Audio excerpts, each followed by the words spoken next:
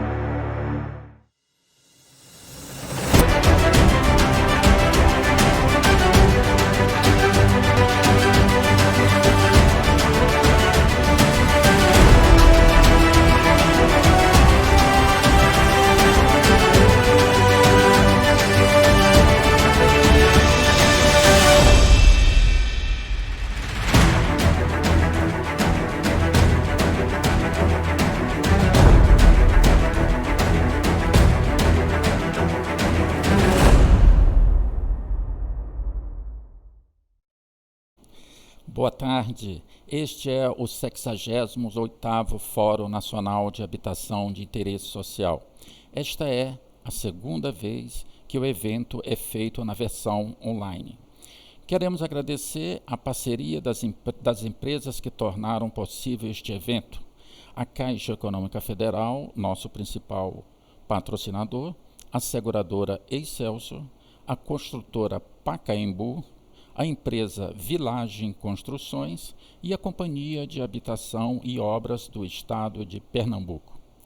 Queremos agradecer também o apoio da empresa SL Comunicação e Eventos, da Urbaleges, do Secov São Paulo, do Uniceplac e do projeto EDUS.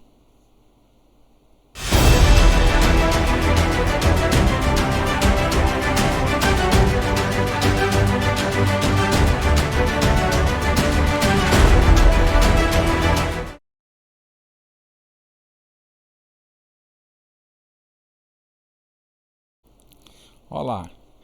Quando se trata de combater o déficit habitacional, o senso comum é de que é necessário construir o maior número de moradias com o menor volume de recursos.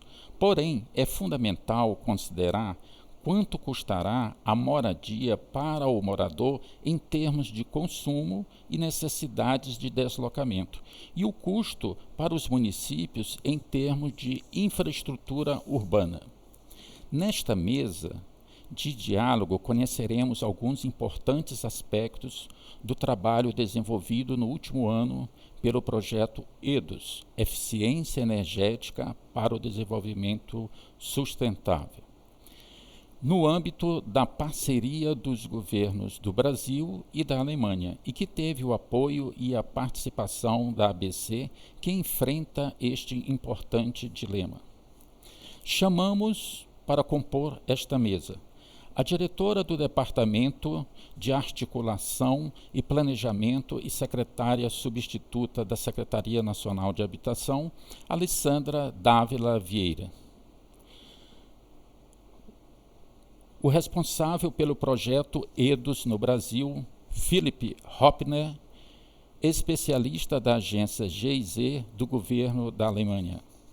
E os arquitetos vencedores do Concurso Nacional de Projetos para a Implantação de Empreendimentos Sustentáveis: Ricardson Ferreira Ricardo, Paula Vilela e Luiz Loyola. Os trabalhos serão coordenados pelo arquiteto e presidente da Coab Londrina, Luiz Cândido de Oliveira, para quem passo a palavra neste momento. Boa tarde a todos e a todas, os que compõem a mesa. Boa tarde, Alessandra. Boa tarde, Felipe. Boa tarde aos arquitetos que participaram do concurso e ganharam esse prêmio, que para nós, da ABC também, é uma grande alegria recebê-los em nossas cidades com suas propostas arquitetônicas. E para que nós possamos abranger um pouquinho mais sobre esse conteúdo, né? Antes de passar para a Alessandra, eu quero que transmita ao Alfredo o meu agradecimento por todo esse apoio que o SNH, a Secretaria, o MDR também transmitiu e deu apoio para que esse projeto, esse convênio Brasil e Alemanha pudesse surtir esses resultados magníficos que nós vamos ver nesse debate de hoje.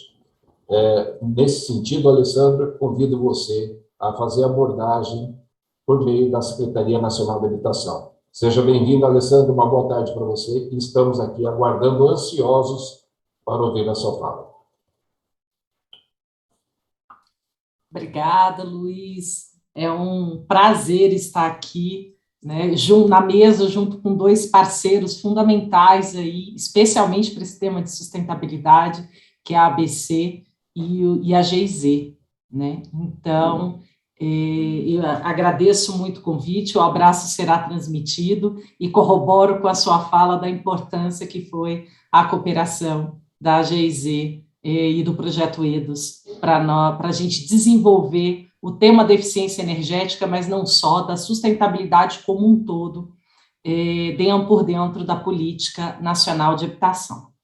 E com isso eu peço que compartilhem a minha apresentação para que eu possa já iniciá-la. Bom, eu vou falar sobre habitação de interesse sustentável, foi o título dado aí, né, para esse projeto, né, que resultou nos concursos, mas antes eu vou me permitir contextualizar um pouco a questão da sustentabilidade por dentro da Política Nacional de Habitação, dos programas federais, né? Então, quando a gente está falando de sustentabilidade e habitação, a gente tem que olhar, especialmente, né, sustentabilidade é muita coisa, sustentabilidade tem diversas dimensões, mas a gente foca, dentro da Política Nacional de Habitação, em 3 dimensões fundamentais, que é a dimensão ambiental e urbana, a dimensão social e a dimensão edilícia, né? Na dimensão social, a gente tem um foco muito grande em relação a que aquela casa seja acessível à população de baixa renda, então toda uma política de subsídios, toda uma política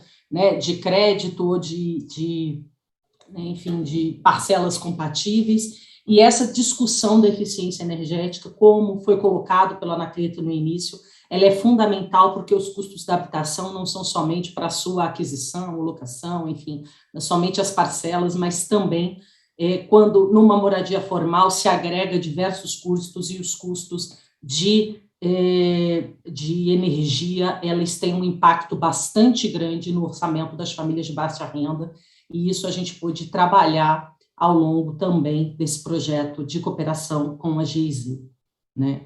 Quando e esse tema foi tomando tamanha proporção, todo o tema da sustentabilidade, que a gente está nesse momento num projeto de elaboração do novo Plano Nacional de Habitação. O Planab, teve a vigência de 2009, vai até 2023, o processo de construção do plano ele é longo, então ele já está iniciado, a gente teve os webinários regionais ao longo desses últimos 2 meses, e vamos ter aí todo um processo de construção colaborativa do plano, enfim, com diversas parcerias, e nós temos, e uma das premissas colocadas no plano é, para além da manutenção dos eixos que compunham o Planab 2009-2023, considerados ainda válidos, que a sustentabilidade entrasse como um eixo transversal e fundamental para guiar e para conduzir também a atuação programática aí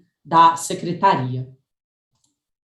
E aí, entrando na dimensão da sustentabilidade ambiental e urbana, a gente tem já por dentro dos programas, a gente considera que todos os programas de habitação, por definição, eles têm impactos urbanos e impactos ambientais muito fortes, tanto quando ele desloca famílias, quanto quando ele mantém famílias, quando ele trata de áreas degradadas, né? Então, quando ele regulariza, quando ele faz, muitas vezes, tratamento de áreas de risco, ou mesmo reassentamento de áreas de risco.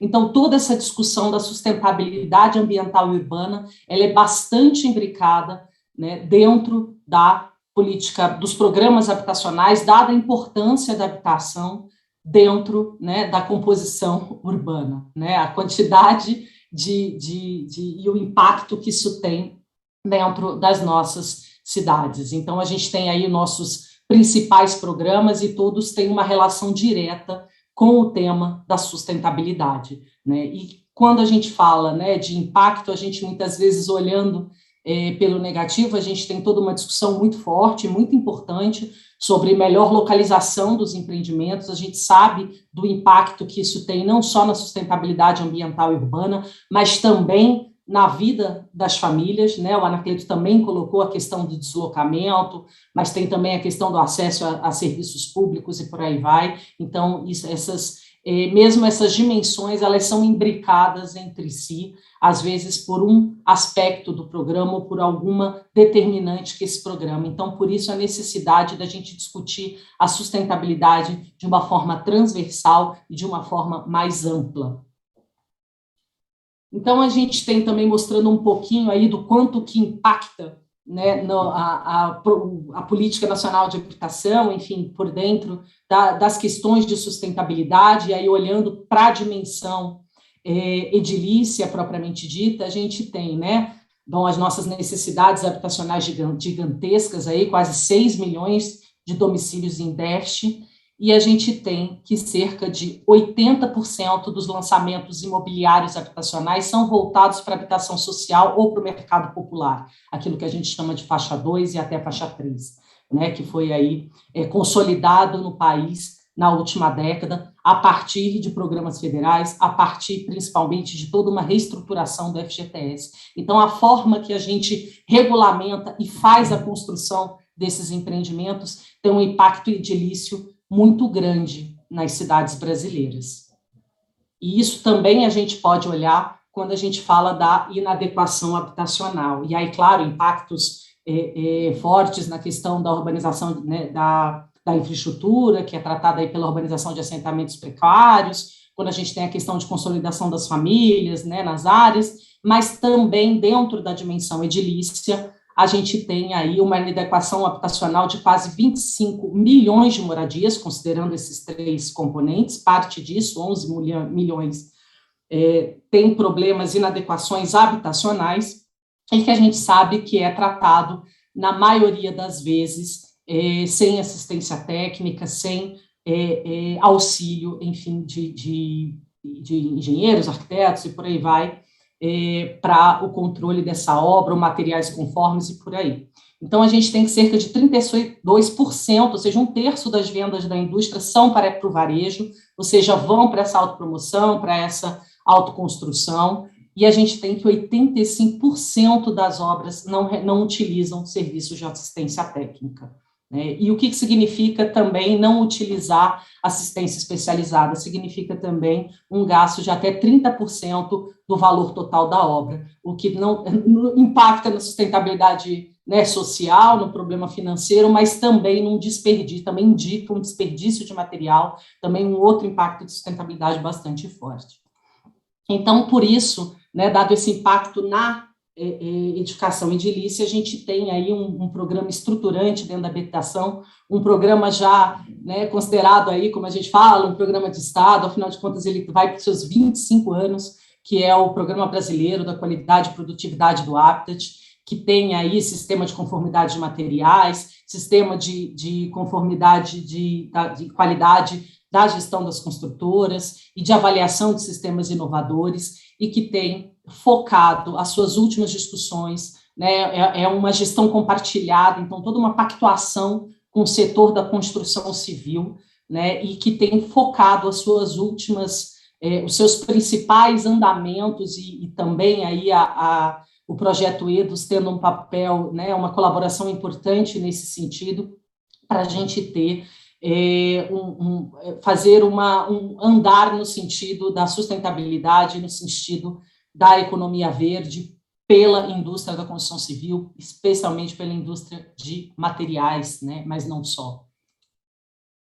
E aí, com isso, dentro também, ainda no âmbito do impacto que os programas habitacionais têm na cidade, têm nas edilícias, um dos instrumentos é o Programa Brasileiro da Qualidade e Produtividade do Habitat, mas também a forma que a gente constrói, a forma que a gente regulamenta, e com isso a gente teve um aprimoramento recente das nossas especificações aí para o faixa 1, né, para o Casa Verde e Amarela, aí, voltado para a produção de empresas, que é a Portaria 959, que ela reúne toda uma discussão que foi feita ao longo dos anos em relação à avaliação do programa, que foi feita por dentro do projeto EDOS sobre questões de eficiência energética, sobre as questões de sustentabilidade, e que ela vai trazer requisitos, né, de inserção urbana, de projeto urbanístico e da edificação, de execução da obra, de desenvolvimento socioterritorial, né, e a questão da certificação das edificações, do cálculo de emissões de carbono. O Felipe vai falar depois, ele deve falar um pouquinho, né, de todos esses resultados muito importantes que o projeto EDOS teve aí ao longo do tempo, né, e com essas especificações é que, inclusive, né, que uma das formas que se pretende aí avaliar a implementação delas e como vai ser é por meio do que a gente chama dos protótipos, né, dessa nova tipologia de habitação, isso sendo alcançado por meio de concursos, né, concursos aí de projeto. Então, a gente teve aí, falando um pouquinho mais, né, da Portaria 959, a gente teve requisitos obrigatórios, requisitos adicionais, isso tudo fez parte do concurso, fez parte dos critérios de seleção, né, desses empreendimentos, para que se fossem empreendimentos que se aproximassem o máximo possível das especificações que a gente considera aí, né, mais um avanço, um aprimoramento no sentido da eficiência energética e no sentido da sustentabilidade dessa edificação, dessas edificações de habitação de interesse social. Então, o que foi feito objetivamente foram duas iniciativas. A primeira delas é esse concurso nacional de ideias em arquitetura para a eficiência energética, né. Num primeiro momento, isso se deu com terrenos virtuais, mas levando em consideração uma discussão importante aí da norma de desempenho e que pauta aí as discussões de sustentabilidade, que é as adaptações para zonas bioclimáticas, né, e também as condições urbanas que esses empreendimentos poderiam propor. Então, foi feita uma comissão consultiva e foram projetos de referência. Esse edital ele foi feito em parceria aí com a GIZ, com a ABC, enfim, para a gente fazer primeiro a escolha desses projetos, que na sequência eles tiveram concretude, eles foram materializados a partir de um acordo de cooperação técnica entre a SNH e a ABC, né, que abriu um edital de chamamento público para a seleção de 3 terrenos em zonas bioclimáticas distintas, né, para que se implantassem esses projetos, essas ideias de arquitetura que haviam sido selecionadas. E aí que a gente chega no resultado, né, dessa empreitada, que foram, né, a gente teve 13 propostas em todas as regiões do país, tivemos 7 propostas habilitadas e as 3 vencedoras que estão aqui hoje com a gente nessa mesa, então eu não vou entrar no mérito exatamente de cada uma delas, mas só para conhecer um pouquinho, né, a gente teve proposta aí, né, lembrando que essas propostas são adequadas, não só a portaria 959, mas, claro, na hora que a gente conseguiu concretizar e colocar elas numa cidade, também a regulamentação local.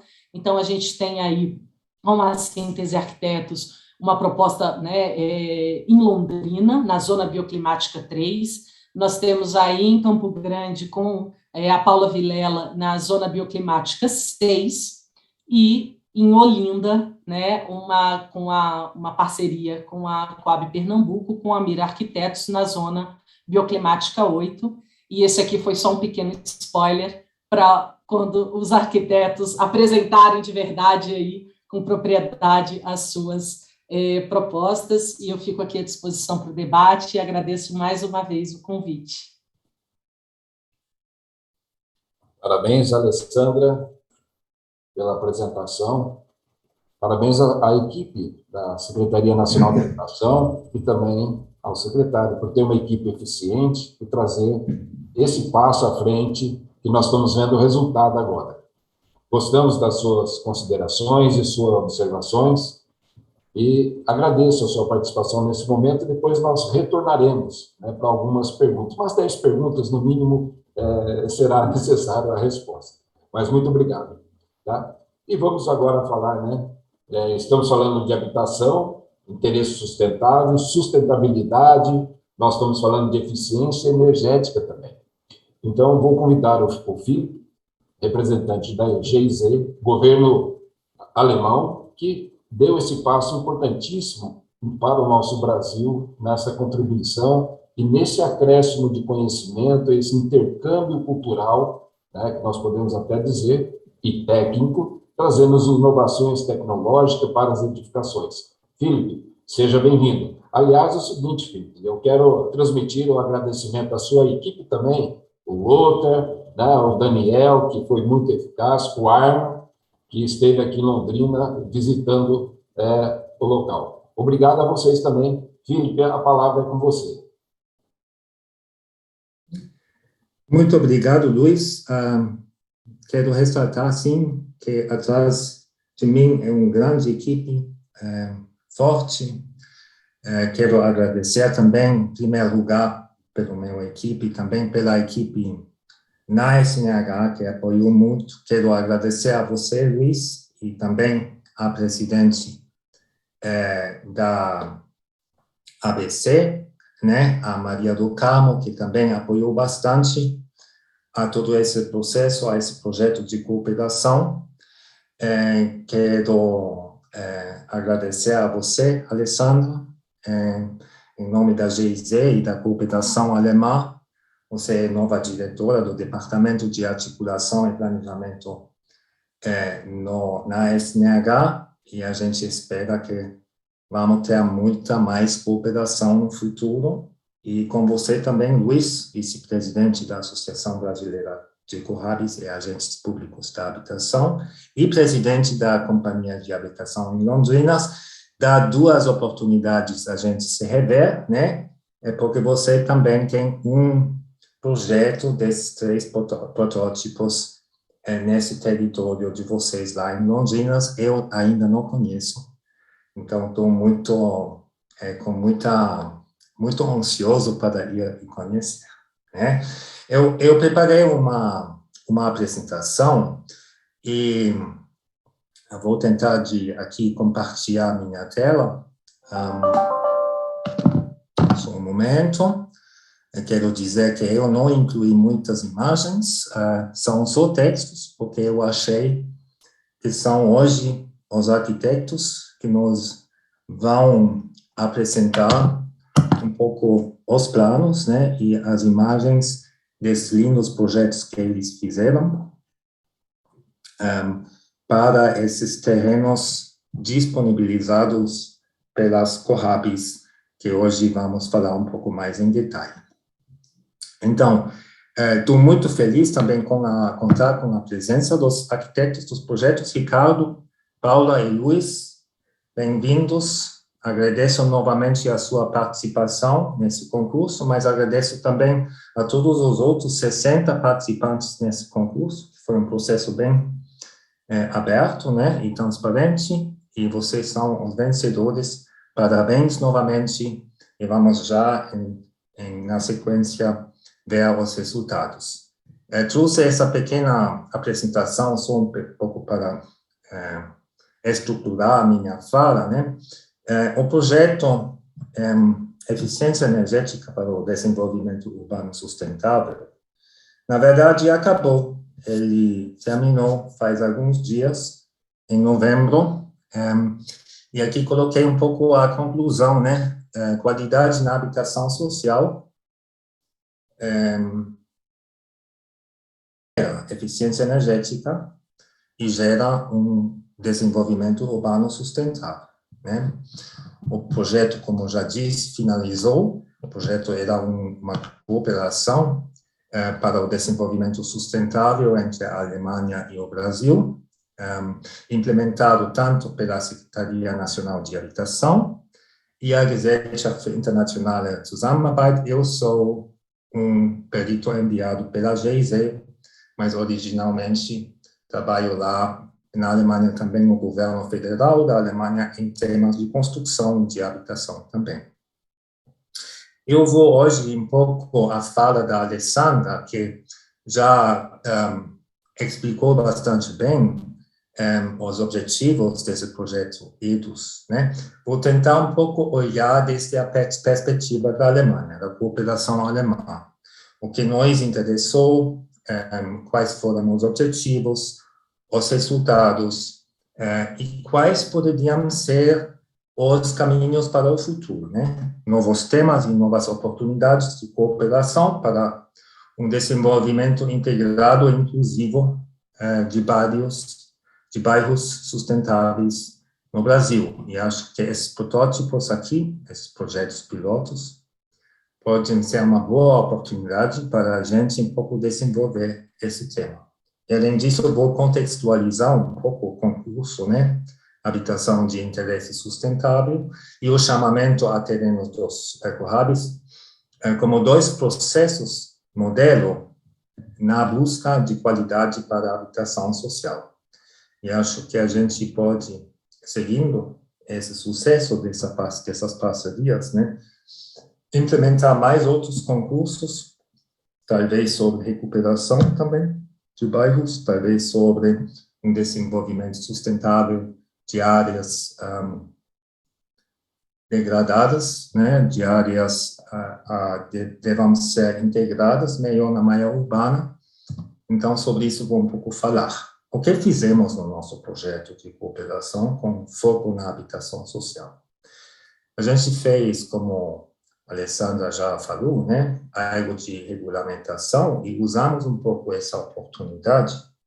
Estamos falando sempre de passos e passos, de melhorar, de aprimorar. Na Alemanha foi a mesma coisa. A eficiência energética, todo o processo começou faz 30 anos, mas não foi uma coisa que se atingiu de forma imediata, né? Foi uma sucessão de trabalho em regulamentos, em protótipos, em laboratórios, em soluções, em troca de conhecimento. Então, regulamentação foi, obviamente, muito importante para nós e foi um sucesso atingir essa portaria 959, que regula a implementação desse novo programa Casa Verde e Amarela. E não somente pelos aspectos da eficiência energética, como a Alessandra bem falou, é também pela eficiência da cidade, mas num sentido mais humano, digamos. É assim, integrar esses empreendimentos que eram sempre afastados dos centros, né, e das centralidades, mas na malha urbana, para que, por exemplo, um morador não mais tenha que viajar muito e perder muito tempo durante o dia, muito dinheiro em transporte urbano, que, a sua vez, também contribui, né, às reduções dos gases de efeito estufa. Dos protótipos, a Alessandra também já falou um pouco, e na sequência vamos ouvir muito mais. É muito importante sempre fazer protótipos para testar essas soluções. Então, nossa ideia é também acompanhar esses protótipos no seu desempenho, né, para poder aprender e retroalimentar novos protótipos e todo o programa Casa Verde e Amarela. Para tudo isso, também fizemos modelos de financiamento, né, para aceder a fundos verdes interiores e exteriores, também para uma maior integração com o setor elétrico, porque achamos que aí tem alguns recursos que poderíamos usar para qualificar a habitação social, e desenvolvemos também esse entendimento de CAPEX-OPEX, que é, eu vou investir, né, CAPEX, e vou recuperar o meu investimento, né, através das economias no ciclo de vida da edificação. É um princípio muito básico, né, e tanto aplica para o proprietário da casa, mas também para o Estado, num sentido maior macroeconômico. E para tudo isso, fizemos ferramentas, como, por exemplo, o C-Carbon, que é uma calculadora de carbono para a energia embutida nos materiais e nos processos de construção, né? E fizemos justamente para esse concurso outra ferramenta que simplifica um pouco o cálculo para atingir os níveis de eficiência energética, né, precisos para obter o selo SPBE Edifica, que é coisa muito complicada, mas com a nossa ferramenta fica mais fácil para os arquitetos projetarem esses projetos. E fizemos muitos cursos e diálogos, né, para difundir conhecimentos e para capacitar, que achamos muito importante, tanto no setor privado como no setor público. A qualidade na habitação, quais os conceitos básicos que a gente aplicou? Como aproveitamos, nos últimos anos, esta cooperação focada na mudança climática para melhorar a qualidade da habitação social, né? O foco foi na qualidade. Entendemos que a eficiência energética é apenas o resultado de um conjunto de qualidades, né? É uma abordagem holística ao edifício, que cria, no final, mais benefício, porque aumenta o conforto termoenergético dos moradores e reduz a conta de luz, né?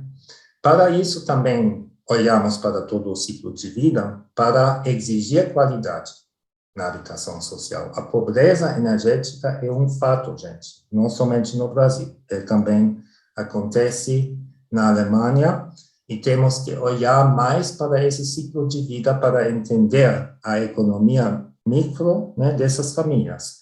E tem ônus excessivo, né, nesses custos associados à habitação. É por isso que a eficiência energética, só por esse fato, já é mais e mais importante para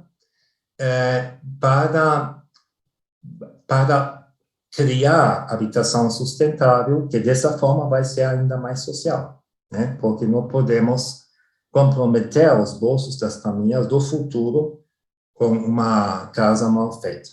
Bom, e finalmente reconhecemos também, e aí estamos falando dessa contradição, né, entre qualidade e quantidade, né, desse dilema, reconhecemos também que a escala é muito importante.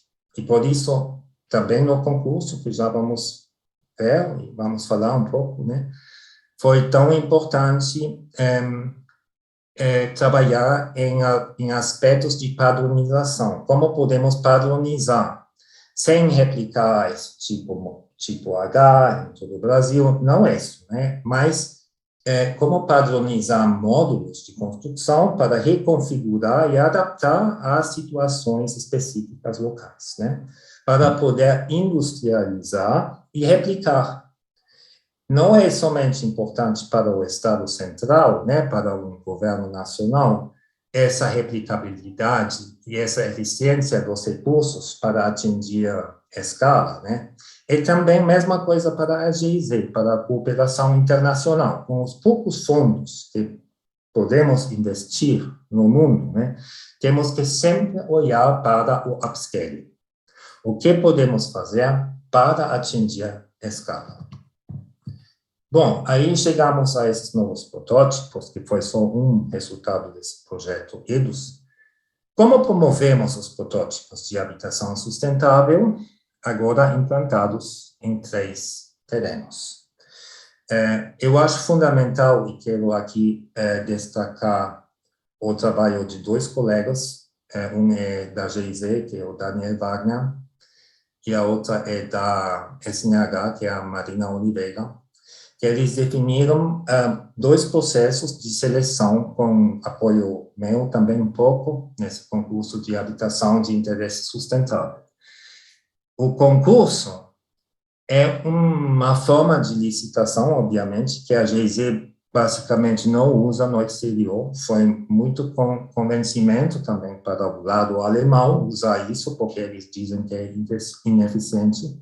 Mas, olhem, recebemos tantas ideias, tantas propostas, que eu acho um efeito positivo colateral de todo esse processo, que resgatamos um pouco esse concurso como modalidade de qualidade, né, do projeto arquitetônico. É muito importante isso. E também, ao mesmo tempo, fizemos, coordenado com isso, um chamamento para os terrenos das companhias de habitação, também bem fundado em processos transparentes com critérios objetivos. E com isso já chego às estratégias-chave, né? Obviamente foi a promoção da inovação e da qualidade, tanto no processo como nos resultados. Foram processos transparentes com critérios objetivos, e foi justamente essa parceria com vocês, né? ABC, SNH, mas também com o IAB, que foi chave para atingir esses resultados. E, então, agora temos instrumentos e modelos replicáveis, né, para futuros processos de seleção, e já falei, né, que estaríamos interessados em replicar esse processo, talvez, de outro jeito, nas mesmas parcerias. O papel dos agentes públicos locais e dos colegiados profissionais é muito importante em tudo isso, né? O papel das Cohabs, por exemplo, na Alemanha, para a qualidade e sustentabilidade da habitação social é fundamental, né? E a sua relevância também para o desenvolvimento integrado e inclusivo dos bairros vai ainda crescer com esse novo governo que temos na Alemanha nos próximos anos, né? O porquê? Porque essas companhias são mais próximas aos moradores, né? O governo central pode usar elas, digamos, aproveitar talvez, né? Ou pactuar, né? Para poder ter uma proximidade com as necessidades dos beneficiários. É a permanência do tempo. Eu falei sobre o ciclo de vida. É importante que esteja um ator que tem essa permanência no território durante todo o tempo, né, para poder fechar justamente esse ciclo de vida, né, E mais importante aqui no Brasil, porque na Alemanha somos todos locadores, né? A locação social tem lá peso maior, mas aqui é importante que fica alguém, né? Alguém que possa tomar a posição dos moradores. E, por fim, né, é justamente isso a promoção do associativismo, né, de cooperações lá dentro dos prédios, de formar aí condomínios, etc. É importante justamente para a sustentabilidade e para a eficiência energética. Os concursos de arquitetura e urbanismo, com colegiados profissionais que têm a experiência de fazer bem, são importantes na busca de mais qualidade e sustentabilidade nas habitações e nas cidades também, né? Porque eles fazem uma gestão de conhecimento, eles fazem processos transparentes e objetivos, e eles podem apoiar também na divulgação e na retroalimentação. Estou só avisando que ainda estamos trabalhando num livro, né, para publicar todos esses resultados do concurso junto com o IAB, né? Estamos buscando um bom momento no próximo ano para, juntos com todos os nossos parceiros, talvez nos 3 lugares lá, né, plantando uma árvore fundamental, alguma coisa assim, né, para publicar esse livro. Finalmente, os caminhos para o futuro. Quais poderiam ser as oportunidades de futura cooperação? Terá um novo projeto de cooperação entre a Alemanha e o Brasil, né, com o MDR, inclusive. Esse projeto não mais vai trabalhar em eficiência energética, vai trabalhar mais geralmente no tema do desenvolvimento urbano integrado, né? Um tema importante dentro disso são os espaços públicos, inclusivos e vibrantes, né? Porque são os espaços públicos que podem ser uma plataforma justamente para organizar a coordenação, a integração entre os setores privados e públicos, entre sociedade civil e Estado, né? São os espaços delimitados onde realmente se desenvolve a comunidade, onde temos essa coesão social que é muito importante também para atingir também essa proteção climática também e mitigar também os efeitos da mudança climática. Então, o projeto vai dar um peso forte justamente nesses espaços comunitários e nesses espaços dos bairros. Para isso, vamos fazer projetos demonstrativos, vamos outra vez fazer um processo seletivo liderado pelo MDR para escolher esses bairros, né, que serão como faróis um pouco aqui no país, né, para desenvolver temas que todos vocês, as companhias, mas também os municípios, podem ser parte desse movimento, né, desse desenvolvimento desses projetos demonstrativos. Mas também pensamos na réplica, né, no nível programa, para poder disseminar, divulgar e fazer um upscaling dessas ideias que vamos testar nos bairros. Por isso, seguimos com o assessoramento para programas de apoio no MDR, e nos dá isso uma oportunidade, Alessandra, seguir alguns temas que a gente já desenvolveu, né? Sei que vocês querem, e eu também quero seguir no trabalho dos indicadores de inserção urbana para justamente melhorar essa integração, né?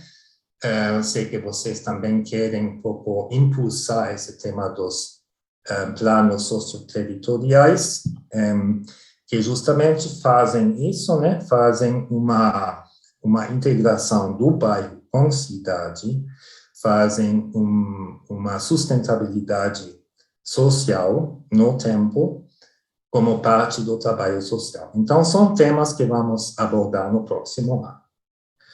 O contexto novo do novo governo na Alemanha é favorável para a continuação dessa cooperação, né? Só trouxe aqui uma frase que está nesse acordo, né, entre os 3 partidos na Alemanha. E é interessante, né, esses partidos são verde, liberais e sociais, né? Então aí também confluem esses três temas no novo governo.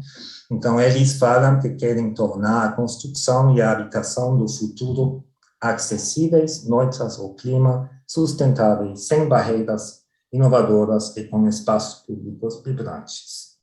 Né? Isso vai um pouco ser o nosso tema do futuro aqui. A mudança do clima terá ainda mais peso nesse governo alemão, esse novo, mas o desenvolvimento social também, né? E o olhar também para os direitos humanos. Os bairros e seus espaços públicos serão valorados como núcleo do desenvolvimento urbano sustentável, integrado e inclusivo, né? E os programas de apoio que temos lá, com fundos do governo federal, na Alemanha, que tem mais ou menos, a Alemanha tem a mesma estrutura governamental, né? Ou seja, um governo nacional que não tem nada de dizer, basicamente, né, só pode dar políticas, orientações, né, porque os competentes são os municípios. Então, o que faz um governo central?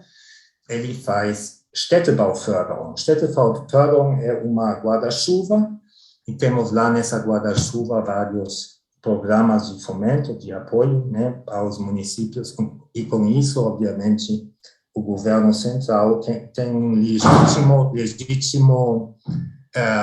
legítimo alavancagem, né, para promover certas políticas nacionais também no nível local. Então, isso seria um pouco o meu contexto, né, para tudo o que vamos ver aqui na frente. Agradeço muito o convite novamente, Luiz, né, agradeço a ABC, agradeço muito essa parceria, Alessandra, que tivemos com vocês, a SNH. Acho que estamos num bom caminho para o futuro. Obrigado. Eu que te agradeço, Felipe. Obrigado pela exposição, explanação. Ficamos felizes com os caminhos para o futuro. Tenho certeza que a Alessandra está vibrando e nós, da Associação Brasileira das Coares, também estamos aqui torcendo para esse novo projeto, para que essa oportunidade de cooperação ela continue trazendo esses frutos que nós estamos colhendo aí. Fico feliz, viu, Felipe, com essa novidade que você acabou de transmitir hoje. Tá? E chamo a Alessandra agora para a gente fazer esse debate rapidinho, né, para finalizar esse primeiro bloco, antes de convidar os arquitetos premiados. Então, vamos lá, Alessandro, eu disse que são 10 perguntas, né? E o Felipe são 50, né? De acordo com a apresentação. Mas vamos lá.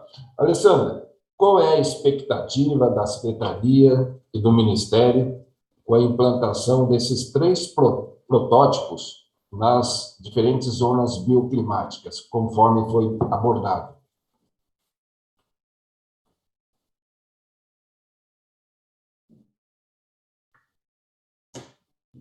Luiz, apesar de eu concordar em parte com a fala inicial do Anacleto em relação à questão de que tem que, assim, eu concordo de que tem que ser considerados outros custos que muitas vezes a gente não coloca na nossa conta de IHS, né? Que é o custo de deslocamento das famílias, que é o custo da conta de energia das famílias, que é o custo de extensão da infraestrutura e por aí vai, né? Então, assim, o em parte é porque, sim, a gente tem uma questão de escala que é fundamental, dado o tamanho das necessidades habitacionais que a gente tem no país. Então, por mais que a gente queira fazer o projeto da forma mais ideal possível, a gente tem uma questão sempre de estar ponderando isso com custos e com escala, porque isso é fundamental para o bem-estar da população como um todo. Porque eu não posso atender, se eu tenho determinado recurso, eu tenho que potencializar ele ao máximo. E aí esse equilíbrio, ele é bastante difícil, dado essas considerações que ele fez e que eu concordo. Então, esses protótipos, a gente tem essa expectativa, e aí agora sim, respondendo essa pergunta, de olhar para esses custos e para esses impactos, né? Porque na hora que a gente vê, assim, coisas que a gente considera, parâmetros, especificações, que a gente considera importante, que a gente considera fundamentais, a gente tem que pôr para teste em relação a custos-benefícios para a política habitacional como um todo, né? O quanto que isso, em termos do que custou, que vai gerar de economia para a família, que isso vai gerar de impacto em termos ambientais, em termos de emissão e por aí vai, né? Então, a expectativa que a gente tem em relação a esses protótipos é a mais alta nesse sentido, que é da gente conseguir testar e a gente conseguir fazer avaliações de custo-benefício para a gente poder incorporar o máximo possível dentro dos programas o que for de um melhor aproveitamento, sem sacrificar algo que é muito caro, muito importante para o país e para a política habitacional, que é a escala, né? Porque sem escala, dado o tamanho dos nossos números, o tamanho do nosso problema, eu coloquei alguns ali no começo, nossos indicadores básicos, 24 milhões de inadequados, 5, 6 milhões de déficit habitacional, sim, os custos importam, sim, a escala importa. Ok, obrigado pela resposta, Alessandra. Me sinto satisfeito. Agora vamos lá para o Felipe. Felipe, a GIZ, parceira na relação Brasil-Alemanha, obteve os resultados nesta fase inicial da habitação de interesse sustentável? Repete, por favor, não entendi a primeira parte. Sim. A GIZ, parceira na relação Brasil-Alemanha, obteve os resultados nessa fase inicial da habitação de interesse sustentável? Percebe, sim. Por exemplo, tudo o que tem de ver, também tenho que aí um pouco concordar, né, com a Alessandra. O que também é importante para a GIZ no final é a escala. Ou seja, 3 protótipos para a gente contabilizar isso como uma redução de gás de efeito de estufa só desses 3 protótipos, não tem muito impacto, gente. Tem impacto lá nos bairros, tudo bem, tem impacto para dar a escala, tem impacto para experimentar e logo fazer um upscaling, né? Mas isso é justamente a narrativa que temos que contar, né? É por isso que a gente sempre está preocupado por produtos ou por resultados que podem dar processos de qualidade que mudam realmente a estrutura das coisas, né? Por exemplo, os protótipos só não são interessantes, mas combinados com essa portaria 959, né? As duas coisas se complementando, aí faz ser interessante para a GIZ. A Alemanha, obviamente, está mais interessado agora nesses indicadores de proteção do clima, né? Mas está também cada vez mais forte esse tema da coesão social, né? Porque temos que pensar como vamos dividir esses custos que a mudança climática vai produzir e que a mitigação dessa mudança climática vai produzir também. E aí falamos novamente das 3 dimensões da sustentabilidade, nem falamos dos custos, também para os custos das famílias. É justo que essas famílias pobres pagam isso? Não é justo, não. Mas é justo que eles tenham uma habitação de qualidade? É justo, sim, né? E ainda mais social no sentido de sustentabilidade social, né? Porque uma casa com maior qualidade tem maior durabilidade, então por isso você não somente apoia o clima, você também apoia a situação socioeconômica dessa família no ciclo de vida. Então, é importante que o Estado também tenha em consideração esses conceitos de sustentabilidade também. E aí, sim, acho que nos últimos anos, o Brasil, e sobretudo os nossos colegas na ABC, na SNH, mudaram bastante, né? Nas suas políticas, nas suas falas, e novamente isso agradeço muito, e isso sim é reconhecido lá na Alemanha. Muito obrigado, Felipe, pelas palavras e considerações. Nesse momento, nós temos aí em torno de quase 700 pessoas online acompanhando aí esse evento, essa transmissão. No fórum, nós tivemos um número de 1.663 inscritos, né? E, nesse momento, quase 700 estão online acompanhando essa transmissão. Quero passar o recado a todos que aqueles que queiram fazer alguma pergunta, na aba do chat, pode deixar a sua pergunta ali, que ao final nós fazemos um apanhado e responderemos através dos palestrantes e também dos arquitetos presentes as indagações que porventura se fizerem. Nesse momento eu agradeço a Alessandra e ao Felipe pela participação e vamos lá conversar com os arquitetos, né, premiados do concurso da EDUS, né, parceria, né, com a GIC, a SNH, Ministério do Desenvolvimento Regional. Obrigado, Alessandra, obrigado, Felipe. Nós voltamos no final para o encerramento. Tá? E nesse momento, a falarmos dos arquitetos premiados no concurso do EDUS, né, Eficiência Energética, vamos ouvir os 3 primeiros premiados, né, que trabalharam e, olha, são projetos de altíssima qualidade, que foi impactante. Nós ficamos muito felizes de obter esses resultados e ver a qualidade dos projetos apresentados. Então, para isso, né, eu vou pedir para que o primeiro classificado, o Richard, eu sempre confundo o nome, Richardson, Ricardo. Por favor, Ricardo, fale um pouquinho sobre o seu projeto. Eu vi que o seu projeto ele contempla uma área de uso comum, né, e área comercial e privativa, tem uma comunicação com o entorno, com a vizinhança. Você poderia, Richardson, falar um pouquinho sobre o seu projeto? A palavra está contigo. Claro, uma boa tarde a todas e todos. É um prazer enorme poder participar desse evento e poder ter participado de todo esse processo, né, de toda essa construção ao longo dos últimos meses e todo o suporte que nós tivemos ao longo do concurso. Acho que discutir habitação é um tema muito importante. A gente tem um déficit habitacional muito grande e sempre que a gente repensa a maneira de se fazer habitação, de se construir as cidades, como a gente pensa efetivamente no futuro, isso é muito importante. Então, eu vou tentar compartilhar aqui a minha tela para contar um pouquinho do que foi esse processo de maneira bem rápida no concurso e depois essa construção de adaptação para o projeto, para o terreno real.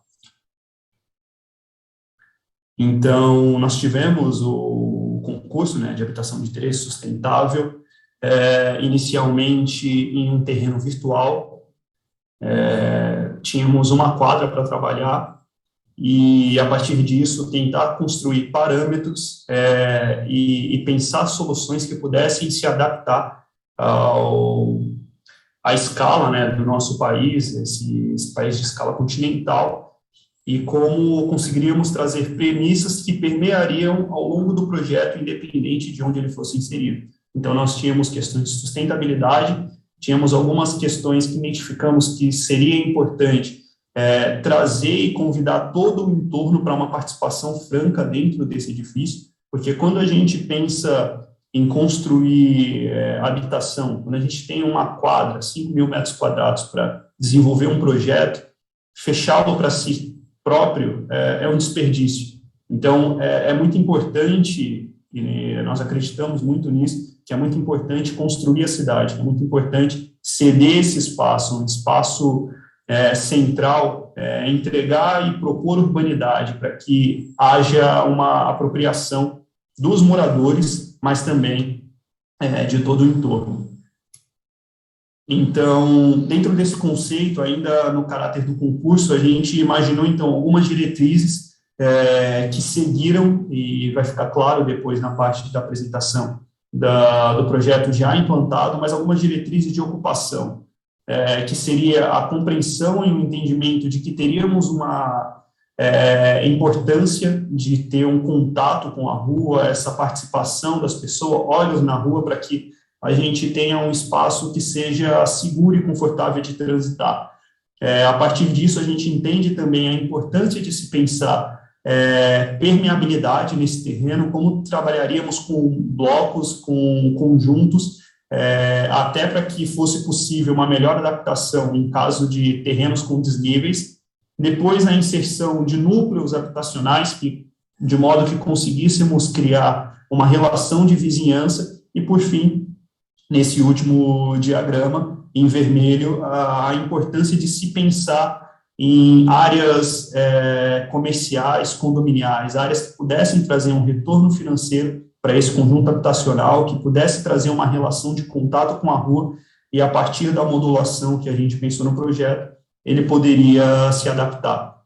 Então, depois de estabelecido essas relações, claro, como que seria possível ceder esse espaço, ceder esse miolo, essa área interna, a partir do desenho, com bastante área permeável, com bastante vegetação, para que, a partir disso, conseguíssemos trazer algumas relações de conforto, ocupação, possibilidade de ter uma diversificação de acordo com a necessidade da orientação das unidades, onde melhor teríamos o aproveitamento do sol, e, a partir disso, essa construção da área interna. A gente sempre comenta que, em alguns casos, a habitação, a arquitetura, ela acaba ficando para um segundo plano quando a gente pensa um espaço público, quando a gente pensa que a apropriação das pessoas e como as pessoas vão utilizar esse espaço, ela tem um caráter muito forte para que essa unidade, para que essa habitação, para que todo esse conjunto ele seja efetivamente sustentável. E aí, a partir disso, algumas relações de soluções de eficiência energética para obter um melhor resultado, como ventilação cruzada, recuar janelas, para que não tenha uma incidência solar direta, e depois algumas estratégias de captação de água, da chuva, placas fotovoltaicas, pisos drenantes, e, a partir disso, evitar todo esse impacto na construção. E uma das coisas também que a gente pensou foi a questão dentro dessa modulação, trabalhar com painéis pré-moldados, porque, nesse sentido, a gente consegue reduzir o desperdício durante a produção da habitação, e essas soluções reduzem o morar, reduzem a conta de luz, por exemplo, para o morador.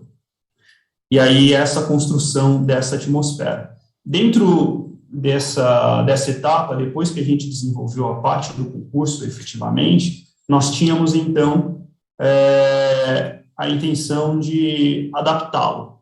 Nós ficamos com o terreno da Coab de Londrina, e como construiríamos uma relação, entendendo que hoje nós temos um grande problema quando o edifício ele é utilizado a mesma tipologia em todo o país. Como que essas características impactam no projeto, e como nós poderíamos tentar tirar as melhores soluções e tentar construir possibilidades de implantação dentro da nossa proposta.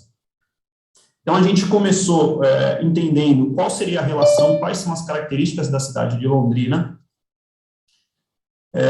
entendendo o potencial e uma característica latente da cidade, que são os fundos de vale e área de preservação, como que seria esse contato da vegetação com a cidade, como que todo esse espaço ele se conecta, para que, a partir disso, a gente pudesse pensar a nossa implantação. E, dentro de todo esse contexto, dessa marcação em verde mais forte, seriam essas relações de fundo de vale, que é uma vista incrível e é presente dentro do cenário, da geografia de Londrina, a marcação ali em vermelho do que seria o nosso terreno.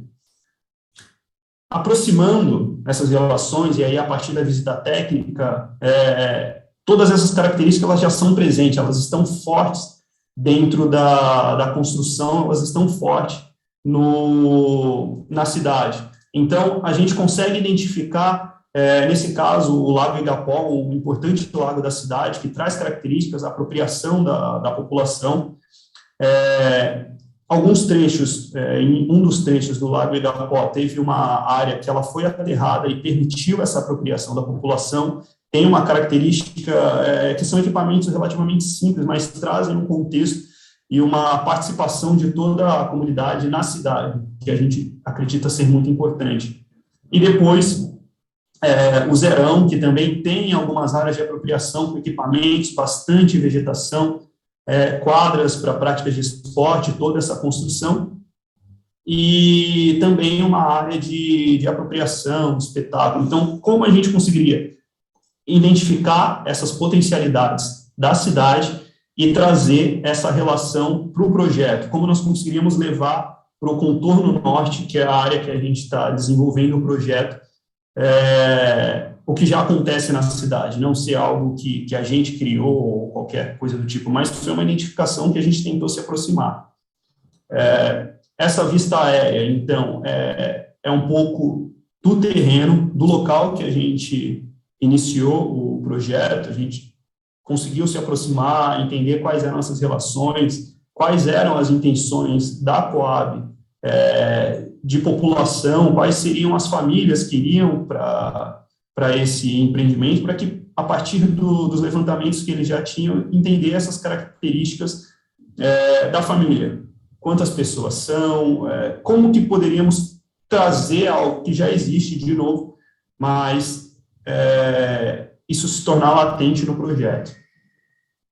A partir desse terreno, um terreno bem grande, de aproximadamente 28 mil metros quadrados, a gente tinha algumas questões de redesenho urbano, mas a gente fez uma aproximação do que seria pegar esse lote e dividir em 165 unidades. Nós teríamos 165 lotes convencionais de aproximadamente 6 por 25, o que acaba perdendo uma relação de integração. Quando a gente pensa nesse terreno, pensando na possibilidade de adensamento, pensando na possibilidade de construir espaços coletivos, não apenas para os moradores, mas para todo esse entorno, a gente começa a tentar construir aquelas relações que eu comentei inicialmente, que estava presente na proposta, mas agora imaginando como que isso se comportaria no terreno, como que conseguiríamos criar eixos, essa seta em vermelho, que seria em destaque, um eixo comercial que liga a ruas existentes, permitindo que tivesse um acesso franco e contínuo, um transpasse dentro do terreno, e depois disso, relações de vizinhança, que a gente acredita que é importante ter espaços públicos, né, nessa área interna, mas também espaços semipúblicos, que permitiria um controle em uma área um pouco mais íntima para os moradores. E depois, como que construiríamos e pensaríamos equipamentos, em destaque em vermelho, equipamentos comunitários, equipamentos comerciais, ou até áreas condominiais para construção e ativação de todo o projeto. Então, mais uma vez, a gente cria essas relações e, a partir disso, traz uma aproximação. O escalonamento, uma coisa que é importante, o terreno ele tem um desnível na diagonal de 20 metros. Então, a gente precisava trabalhar essa adaptação, precisava criar algumas relações, mas a gente tentou, a partir da topografia existente, movimentar o mínimo possível de terra e criar essas relações a partir do desnível, uma arquibancada, área de apropriação, equipamentos e características que já estavam presentes dentro da cidade, que já está presente na vivência de toda Londrina. E, a partir disso, a gente começa a redesenhar esse chão, começa a criar essas características e, pensando em uma ocupação e uma relação sustentável, como que conseguiríamos aproximar toda a população, mas trouxesse um contato com a natureza, que tivesse uma relação com permacultura, que seria essa vivência e aproximação, tirar o melhor proveito da terra sem prejudicá-la. Então, com a presença de hortas, com a possibilidade de se pensar em um viveiro, em uma área de estufa para mudas. Então, área de compostagem, tratamento. Então, a partir de soluções sustentáveis, a gente construir, ao longo do que a gente foi desenhando esse desnível, esse passar dos níveis, a gente criar relações individuais e íntimas para a característica e essa apropriação de todo o projeto. E aí, dentro disso, também uma aproximação, como que conseguiríamos pensar essa ocupação e essa construção da vegetação, como que poderíamos repensar a vegetação presente. Então, através do plano de arborização que já tem também na cidade, que a gente conseguiu estudar e, a partir disso, tirar um proveito, pensar em espécies específicas seguindo já as diretrizes. Então, mais uma vez aqui, eu resgato o que seria o terreno, a ocupação, essa relação, e a partir disso, como a gente imagina essas conexões e como imagina o projeto, ele inserido efetivamente. Então, na parte mais baixa, à esquerda, a relação das áreas de quadra, essas áreas internas que permitem uma aproximação, cultivo de vegetação, e ao centro, uma área comercial que poderia ser um indutor aí para toda essa relação dessa avenida, que tem uma característica, um potencial de desenvolvimento para a área que ainda tem uma previsão para se desenvolver. Dentro disso, pensando essas questões da modulação, a gente trabalhou com módulos e com painéis estruturais, como eu comentei, mas tirando proveito também de que só essa área de fora, só esse perímetro, ele seria estrutural, e que essas áreas internas, com exceção da parte do banheiro, nós trabalharíamos com drywall. Então, seria possível retirar essas áreas. E uma das coisas também muito importante que está presente hoje na portaria é essa importância de que os espaços eles sejam adaptáveis. Com o mínimo de ação possível, nós consigamos tornar acessível essa área. Então, pessoas com mobilidade reduzida conseguiria, a partir de soluções básicas, eventualmente a troca da abertura, mas seria e o layout, efetivamente, mas a circulação e utilização de todo esse espaço. E aí, a partir disso, também a modulação de acordo com a necessidade da família, mais ou menos dormitórios, sem perder a característica essencial do projeto e toda essa questão de ventilação. E aqui, uma perspectiva do que a gente imagina dessa integração de espaços integrados com uma boa ventilação, uma boa iluminação, para que isso reduza gastos efetivamente na conta do morador. A partir disso, toda essa característica em um mesmo layout, essas unidades elas poderiam ser adaptáveis. Então, eu poderia ter a proposição de uma biblioteca comunitária, áreas condominiais do próprio edifício, no mesmo módulo, só retirando aquelas áreas de drywall, layouts distintos que permitiriam uma apropriação característica. E aí, depois, essa adaptação também, como que o projeto ele buscou se inserir no terreno para reduzir a movimentação de terras e todo esse impacto que poderia causar. E aí, agora, já para finalizar, essa elevação, digamos assim, essa imagem, que mostra um pouco desse escalonamento, mas encerra também com essa construção do que a gente imaginava que seria esse eixo, essa área de transposição de um lado da avenida para uma área que tem essa previsão de desenvolvimento, como que esse espaço ele poderia ser apropriado e manter os olhos na rua, né, manter esse pertencimento, de modo que toda a população se sinta segura e, de fato, utilize esses espaços. E seria um pouquinho disso que eu queria dividir hoje. Obrigado, Ricardson, pela apresentação do seu trabalho. Parabéns, viu? Sua equipe também, os professores aí trabalharam, debruçaram em cima. Ficamos felizes pelo resultado que acabamos de ver.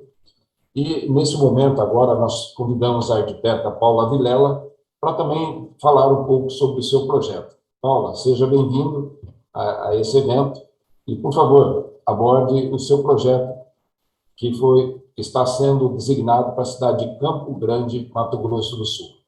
A palavra está com você, Paula. Obrigada, Luiz.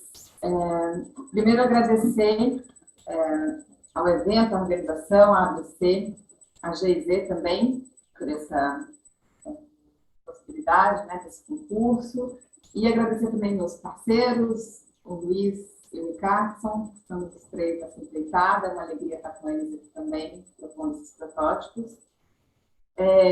Eu acho que eu não vou repetir, a minha fala corrobora profundamente com a fala do Ricardo. Eu acho que é um momento muito crucial para se pensar a habitação de interesse social, e o concurso ele traz todos esses tópicos e esse debate, e da gente conseguir dar esse salto, né, qualitativo, não só quantitativo, mas também qualitativo.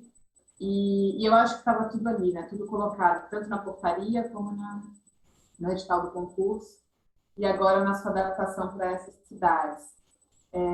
Eu acho que é sobre isso, é pensar habitação junto de cidade, pensar como é que a gente pode criar novos paradigmas, e o tanto que isso também gera uma necessidade da gente poder desengessar alguns paradigmas, né, e algumas formas de política pública, né? Eu acho que esse protótipo ele chega também como um exercício, né, como se fosse um pequeno master plan para a gente conseguir efetivar um novo modelo de habitação de interesse social.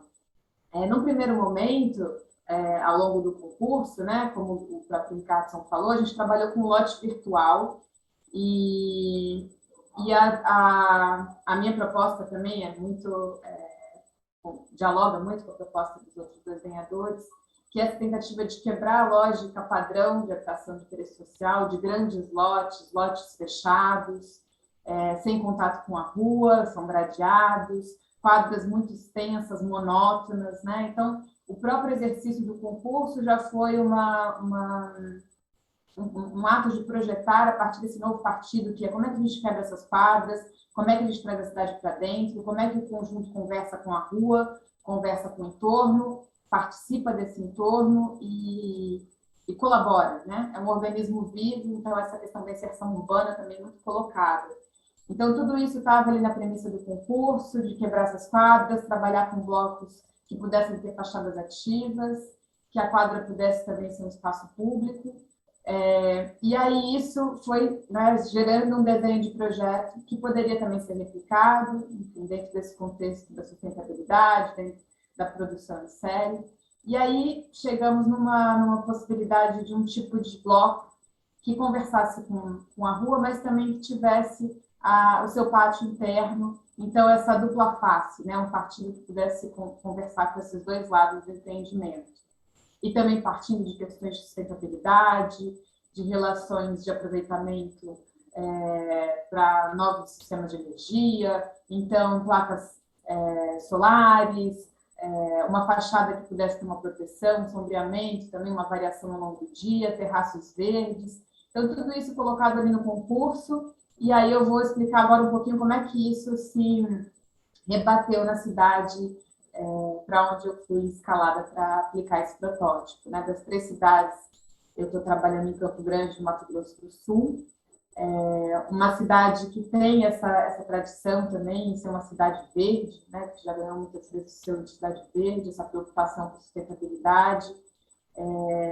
E aí, dentro desse edital de chamamento da ABC, alguns critérios, né, importantes. Então, a área de ocupação do empreendimento era uma área na zona sul da cidade, um eixo de crescimento da cidade, de expansão, e que dentro desse contexto urbano está dentro de uma macrozona onde esse adensamento populacional é bem-vindo. Então, uma área ali de crescimento, onde muitos conjuntos habitacionais já estão sendo implantados, já estão consolidados, e uma questão específica também do edital de chamamento, que era a questão de ser numa zona de especial interesse social, né, que é também bastante importante. E aí, como não só criar um projeto de interesse social para os próprios moradores, mas também para o bairro.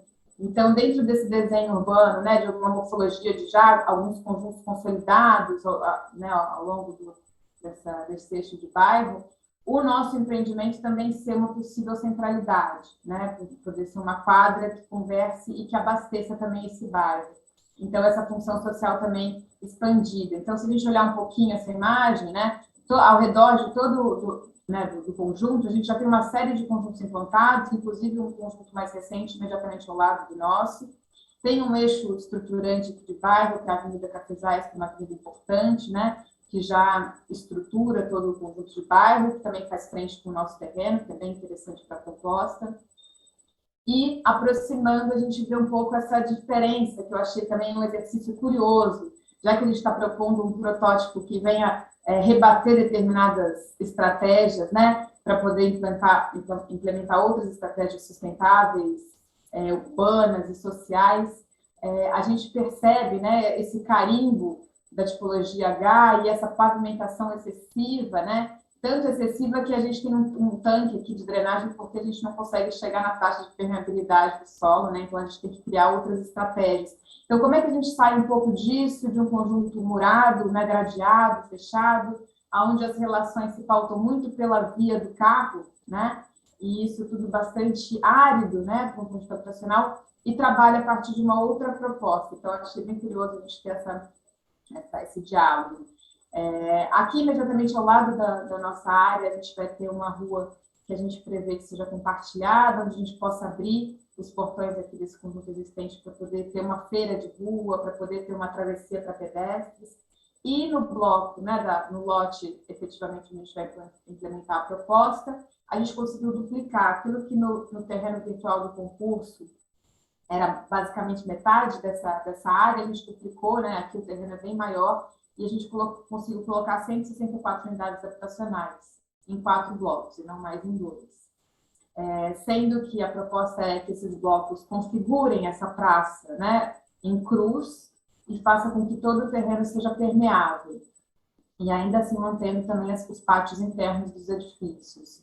Então, nessa proposta de implantação, a gente mantém, né, as unidades, os blocos mais altos voltados para as ruas e os blocos de 2 pavimentos voltados para o miolo de quadra, até para manter essa gradação também em relação a essa área que é uma área peatonal, uma área para o pedestre, uma área de praça pública. Nesse entorno, a gente tem as fachadas ativas, que também é bastante importante a gente pensar dentro desse novo tipo de empreendimento, né? O aluguel dessas áreas, o próprio comércio local dos moradores, que tem pequenas lojas, pequenos serviços. Então, essas fachadas ativas também ajudam na manutenção e na sustentabilidade econômica também do empreendimento, que isso é muito fundamental para a habitação de interesse social. Então, fachadas ativas, essa praça de ligação, dentro da praça, né? Essa área térrea que faz frente aqui com a praça, a gente prevê equipamentos públicos, então creche, biblioteca, mediateca, salas de computadores, como uma contrapartida também para ser esse núcleo de bairro, né, essa centralidade de bairro. Então, aqui fica uma praça também de uso desses equipamentos. E tentando fazer essa gradação, né, claro que a gente está trabalhando com habitação, mas a habitação dentro dessa questão da inserção urbana, do diálogo com a vizinhança, esse dentro e fora é muito importante. Então, da mesma maneira que a gente tem os espaços abertos, os blocos, eles são individuais, então, portarias individualizadas, né? A gente tem 2 acessos aqui para cada bloco, pátios internos, então o bloco se fecha em si mesmo e a gente consegue ter essas 2 escalas de cidade e de habitação, né? Então, um bloco inserido no contexto da quadra, mas também com a sua individualidade. Aqui nessa imagem, mostrando esse miolo da praça, né? Com os espaços reservados para esses equipamentos públicos e as áreas de habitação, as unidades habitacionais e esses terraços que, né, propõem os terraços verdes com hortas também, pensando também nessa sustentabilidade econômica, como é que os moradores podem fazer esse tipo de plantio, vender, usar também internamente do condomínio, né? Uma economia familiar aí local.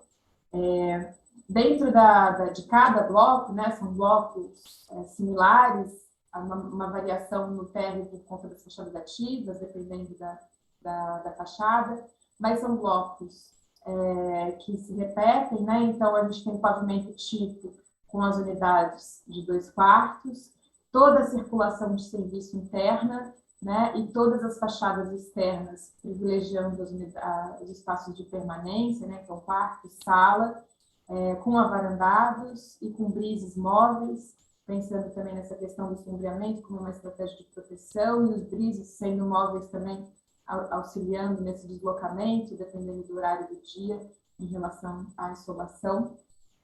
Ventilação cruzada, né? Da mesma forma que o Ricardo falou, né, pensando essas unidades como unidades que vão pertencer a essas famílias por muitos anos, essas famílias crescem, diminuem, surgem necessidades especiais, então toda a área interna do apartamento ela é também acartonado e pode ser adaptada, tirando um quarto, aumentando uma sala, mudando o banheiro, mudando a cozinha, então essas unidades são sempre adaptadas. Aqui dois cortes, né, onde a gente pode ver essa relação dos blocos com a rua, então as fachadas ativas, né, fazendo frente com as vias arteriais e as vias locais do bairro também, para ter essa circulação, esse passeio.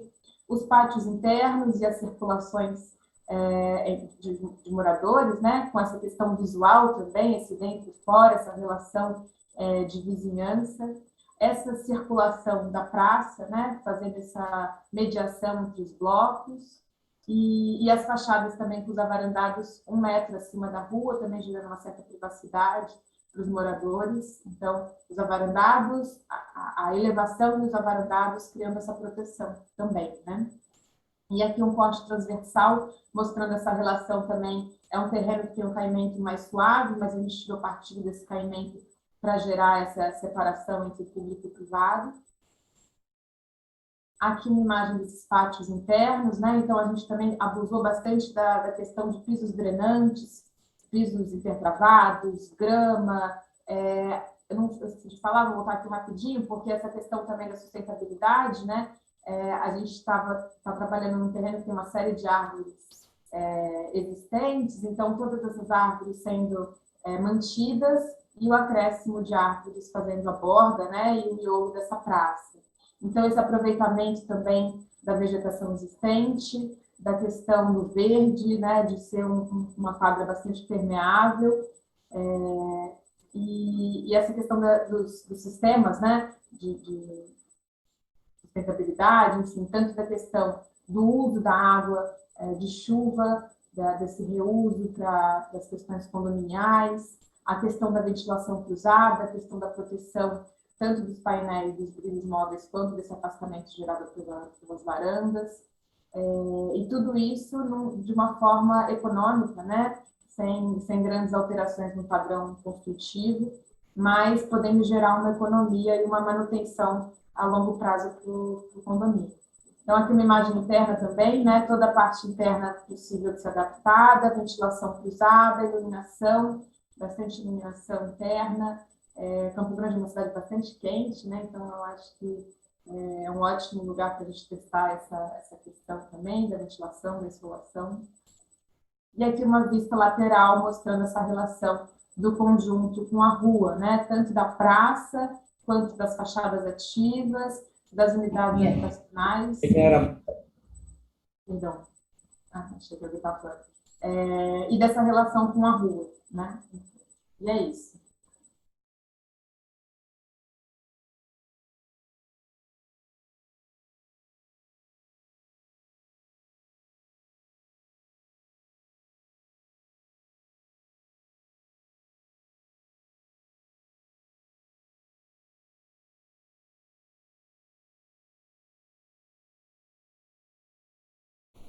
A imagem do Luiz foi congelada. A gente vai aguardar um pouquinho enquanto ele retorna. Enquanto a gente espera, a gente passa então a palavra para o arquiteto Loyola.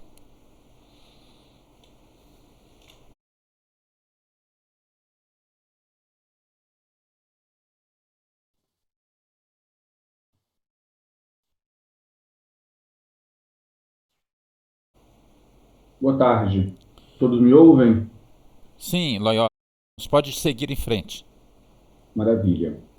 Eu quero começar minha fala cumprimentando todos os presentes, agradecendo pelo convite para esse evento e para poder compartilhar algumas das ideias que nós desenvolvemos ao longo desses últimos meses. Também quero cumprimentar meus colegas de caminhada, Paula, o Ricardo, pela troca intensa que tivemos ao longo desse período, e da sorte de ter convivido um pouquinho com vocês, de ter dividido essas experiências aí com vocês. A minha fala é mais fácil, né? É uma fala que vem depois das duas equipes.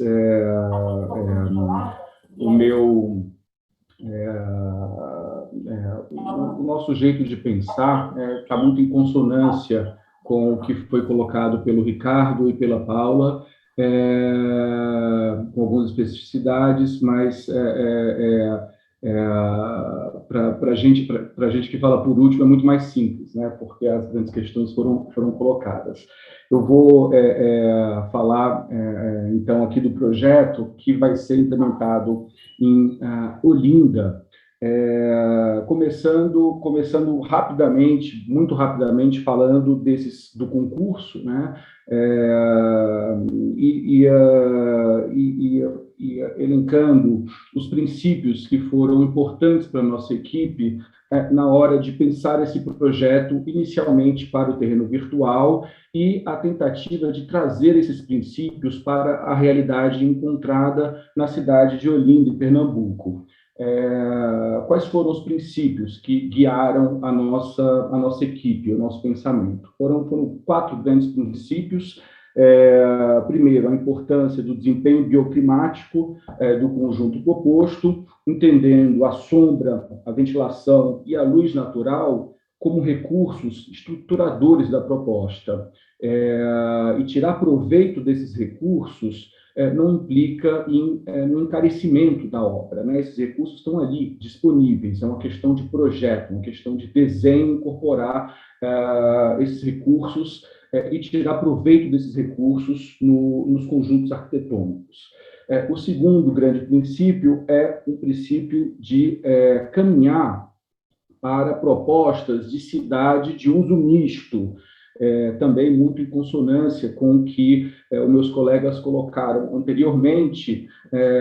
Existe um entendimento da nossa parte, da academia, entre os arquitetos, e observando as cidades pelo mundo, que esse modelo de uma cidade monofuncional, uma cidade onde você trabalha num canto e você se desloca grandes distâncias para poder morar em outro local, que esse é um modelo de cidade que não deveria mais ser replicado. Esse é um modelo de cidade do século XX e não deveria ser o modelo para se pensar para os próximos anos. As cidades muito setorizadas e monofuncionais, elas geram uma série de grandes problemas, mas também um problema ambiental, porque são cidades que vão se espalhando com densidades muito baixas e que acabam produzindo muita cidade onde não deveria ter cidade e pouca gente morando em locais onde você tem toda a infraestrutura urbana instalada, coleta de lixo, energia, fazendo com que essa infraestrutura ela fique subaproveitada. O terceiro conceito que nós aplicamos é um conceito que diz respeito à construção. Nós fomos até um pouco conservadores na nossa proposta, no sentido de tentar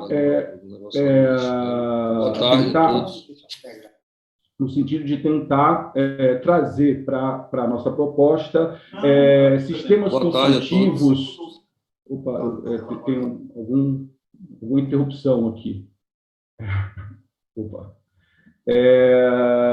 Trazer um sistema construtivo baseado no acervo da indústria nacional, a nossa ideia era mostrar também que com um sistema construtivo relativamente simples, de bloco estrutural, associado a um sistema de vigas e pilares convencional, poderia se fazer um bom projeto, tendo muito em vista a questão do custo e entendendo que a questão do custo é determinante para que essas propostas possam seguir adiante. Então, essa questão do custo, o custo da obra foi muito importante na escolha desse sistema estrutural. E, por fim, o quarto grande princípio é a questão do desempenho ambiental, imaginando o funcionamento dos conjuntos baseado em soluções passivas, em sistemas de fácil manutenção, de coleta de água, uso de placas, etc. Esses princípios foram os princípios elaborados na época do concurso e que foram aplicados aqui na adaptação do terreno à realidade da cidade. Falando um pouquinho agora dessa realidade, o que nós encontramos, o nosso terreno é um terreno que se encontra, então, em Londrina, em Olinda, numa área, um bairro chamado Jardim Atlântico, é um bairro que se situa mais ou menos a 5 quilômetros do centro histórico da cidade, 5 quilômetros a norte desse centro histórico. É uma localização privilegiada, né? É uma localização absolutamente inserida na malha urbana, não é área de expansão, realmente é cidade construída, com todas as vantagens que se tem e também os desafios de atuar numa realidade tão complexa. O que nós encontramos lá foi esse terreno, que tem uma geometria meio esquisitona, né? Esse terreno, ele é uma sobra de terreno, né, que foi resultado de sucessivas urbanizações dessa área. E ele tem como característica mais marcante o fato de ser um miolo de quadra, com poucas frentes urbanas. Então, nós estamos numa situação onde nós temos um conjunto habitacional aqui na parte superior e construção tudo em volta. A frente urbana desse conjunto, a frente que está de fato para a rua, ela é apenas essa faixa aqui embaixo. E isso para a gente foi a característica, a primeira observação que guiou as primeiras ações de projeto. O que nós encontramos lá, em termos de cidade, né? Então, foi uma série de... Primeiro, essa questão, né, de ser um miolo de quadra com poucas frentes urbanas e de entender que isso deveria ser uma questão que deveria ser enfrentada, a criação de novas frentes urbanas, criação de rua, criação de fluxos por dentro desse terreno que possam ativar esse térreo. Encontramos no entorno uma série de conjuntos habitacionais murados, essas repetições super monótonas, né? Que geram uma relação com a cidade que nos parece muito danosa. Depois a gente vai ver nas fotos, né? A cidade espontânea, ela é muito, apesar dos seus problemas e tal, ela é muito mais interessante do que a cidade gerada por esses conjuntos murados que a gente vê aqui em cima. Outra questão importante para a gente, na nossa implantação, foi a proximidade de um terminal de ônibus, e o nosso terreno, ele tem uma série de usos de lazer, mas também de conexão da cidade. As pessoas usam esse terreno para poder cortar caminho e acessar esse terminal de ônibus. E isso nos pareceu qualidades que poderiam ser mantidas.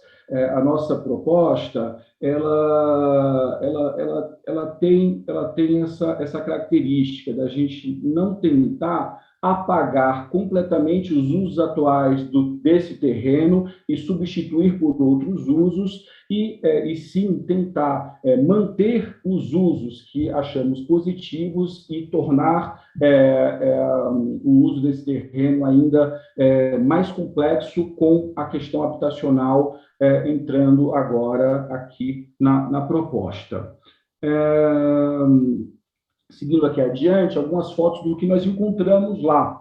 Então, é o que a gente vê, uma cidade que é dotada de uma certa infraestrutura urbana, uma série de espaços públicos que são utilizados ali pela comunidade. Essas praças aqui foram eles que fizeram, foi o pessoal que fez, um terreno limpo, e nos pareceu que a cidade ela já oferecia qualidades que precisavam ser reforçadas, né? Então, o uso desse chão como espaço público, mantendo essas funções de lazer, nos pareceu absolutamente importante. Isso aqui são esses conjuntos habitacionais que a gente encontra no entorno desse terreno e em contraponto com esse tipo de cidade. É uma cidade onde a gente vê gente na rua e tem uma série de problemas, obviamente, né?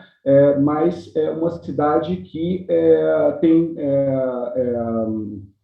edifícios, pontos comerciais, tem vida, gente transitando. Ao longo desses conjuntos aqui, você não vê nada, uma sensação de segurança muito grande e uma relação para a gente com a cidade que parece realmente muito danosa. O nosso projeto ele tenta caminhar para o oposto do que esse tipo de habitação oferece como construção de cidade. Aqui nós temos também esse campinho de futebol. Houve uma demanda do pessoal de Olinda de manter esse campo de futebol. Esse campo de futebol é utilizado por um time ali da comunidade, e isso nos pareceu também muito interessante, de não substituir esse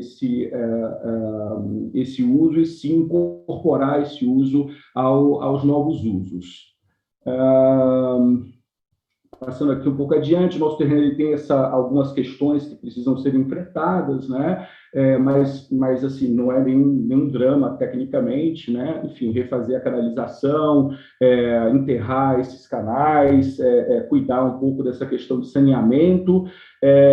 Aqui é uma característica, essa característica do terreno, né? De fundo, de lote, e toda a nossa proposta no sentido de criar novas frentes urbanas. O que é fundo de lote, transformar em rua, né? Que nos parece o grande ator de uma boa urbanização. Então, falando aqui um pouquinho da proposta, eu vou falar rapidamente a questão de utilizar esse terreno como uma plataforma para conexões urbanas, potencializando esses fluxos, os fluxos em direção ao terminal, a criação de uma rua que faz uma amarração entre essa rua principal e uma ruazinha sem saída, aqui na parte oeste do terreno, e imaginar uma ocupação que construa esses vazios internos, né? Esses vazios internos imaginados como espaços públicos, semipúblico, pode ter algum tipo de controle, mas na nossa visão de cidade, esse chão ele deveria ser completamente público. A disposição das edificações sempre na periferia do terreno, acompanhando essa geometria e favorecendo sempre buscando a melhor insolação para as unidades habitacionais. Aqui uma sequência de áreas verdes também, muito essa ideia das áreas permeáveis, de não permeabilizar esse solo, de deixar esse solo poroso,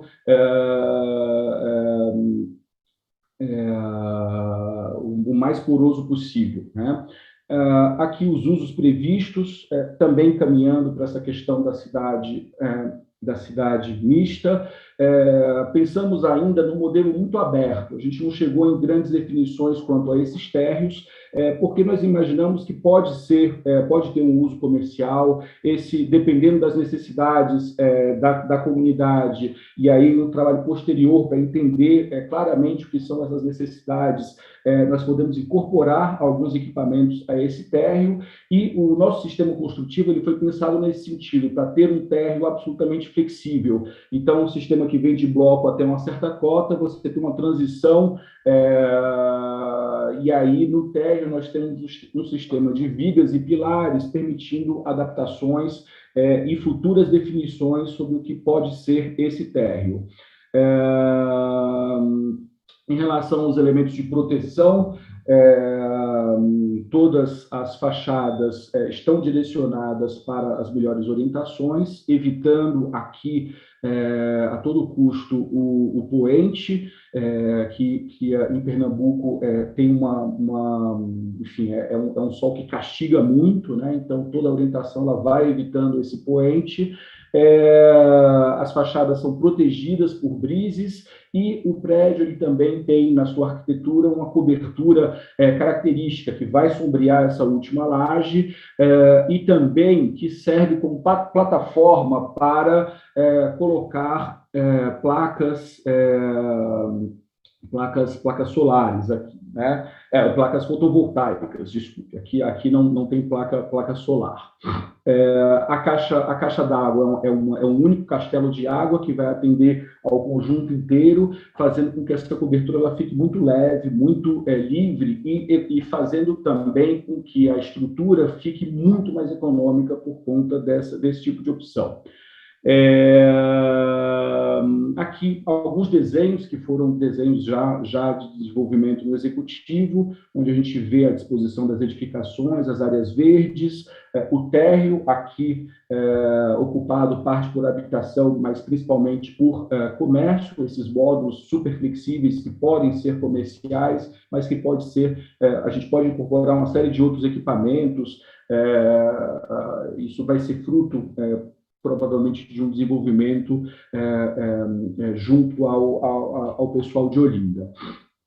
O pavimento tipo, onde a gente tem sempre essa organização de uma circulação avarandada na maior parte das vezes aqui para o poente, fazendo com que os apartamentos eles estejam todos virados para as melhores orientações. Cortes é um terreno muito plano, né? Um campo de futebol realmente é um terreno que não tem uma topografia muito acentuada. Aqui, o edifício modelo e o recorte do módulo que foi desenvolvido, né? Do módulo que foi desenvolvido para o executivo. Aqui embaixo, a gente vê com clareza essa questão do sistema construtivo, o bloco estrutural, a transição, e no térreo esse sistema mais flexível. E para terminar a minha apresentação, eu trouxe aqui algumas imagens já do conjunto inserido nessa realidade urbanística. Aqui uma vista aérea que mostra o conjunto como um todo, a primeira praça. São duas praças, né, com características distintas, sendo que a primeira é uma praça de estar, e a segunda tem o campo de futebol realmente como um elemento preponderante. A relação com a rua principal, as vistas aqui do apartamento. O apartamento também, mais uma vez, um esforço grande no sentido de tentar baratear a obra. Então, o bloco ele aparece aqui sem massa fina, apenas com pintura. O brise ele controla essa luz, fazendo com que essa luz ela fique realmente muito agradável. Todas as células elas têm essa fita, né, de janelas basculantes, fazendo com que a gente tenha ventilação cruzada em absolutamente todo o apartamento. A gente imagina que isso vá tornar o ambiente agradável. A orientação, a luz, a sombra, a proteção desses ambientes de maior estadia por brises faz com que a gente dê algum tipo de resposta para a questão do desempenho energético. E é isso. Queremos agradecer aí, Luiz.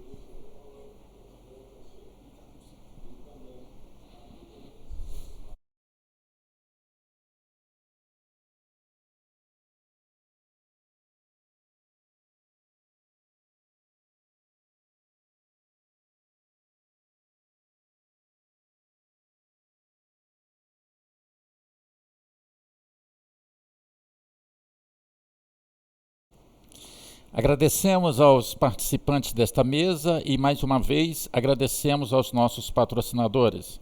A Caixa Econômica Federal, nosso principal patrocinador, a construtora Pacaembu, a seguradora Excelsior, a Vilagem Construções e a SEAB Pernambuco. Convidamos a todos a continuar conosco para acompanhar a mesa de encerramento deste evento, logo mais às 16 horas, quando trataremos de recursos e políticas de juros da Caixa Econômica Federal. Até lá.